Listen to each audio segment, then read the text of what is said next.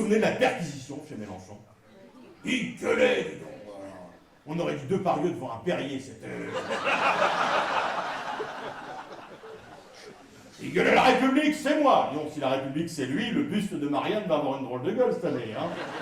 Mais moi je remercie Mélenchon pour avoir créé ce truc extraordinaire, la France insoumise. LFI. Oh, le bordel qu'ils foutent à l'Assemblée, c'est l'apocalypse en édition populaire.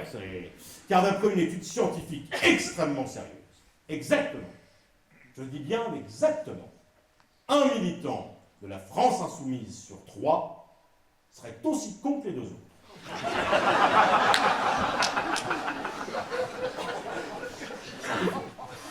Avec des têtes d'affiche savoureuses, François Ruffin, l'homme de néant total. Manuel Bompard, comme quoi le bon part, mais le mauvais reste. Raquel Garrido, Hippopotamus. Elle se pique au gros rouge, c'est pour ça qu'elle a épousé Corbière. Daniel Obono qui a dit Israël n'a pas la raison. Dans ce cas, le Hamas n'a pas l'estime. Mathilde Panot. On n'a pas envie de tomber dedans. Elle a dit qu'elle ne savait pas qui était Léon Blum. Ce qui, quand on est porte-parole du Front Populaire, est un peu embêtant, quoi, quand même. Sandrine Rousseau qui a dit, écoutez bien, authentique, elle a dit « À chaque bain chaud que vous prenez à Paris, c'est un glacier qui fond en Amazonie. »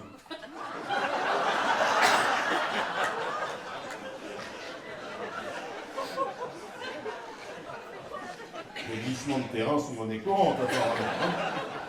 Et enfin, alors le meilleur, le prodige, Sébastien Delogude.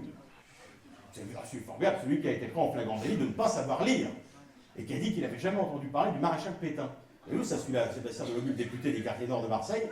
Et alors il a dit « Mes ennemis disent que je suis illettré, c'est pour me discrédibiliser. » Ça doit être un hybride de discréditer et décrédibiliser. Ça. Il a dû faire un BTS à l'Institut Aya Nakamura, je pense. Non, si vous voulez, à LFI, c'est pas des cons, mais c'est une bonne imitation. C'est on dit toujours que les hommes politiques étaient coupés du peuple parce qu'ils avaient fait trop d'études. Aujourd'hui, on peut le dire, grâce à LFI, le fossé est comblé. Voilà. Et puis alors, il ne faut pas oublier quand même, parce qu'ils sont alliés, le dernier des socialistes, Olivier Faure. Depuis que c'est Olivier Faure, le premier secrétaire, le Parti socialiste a changé d'emblème.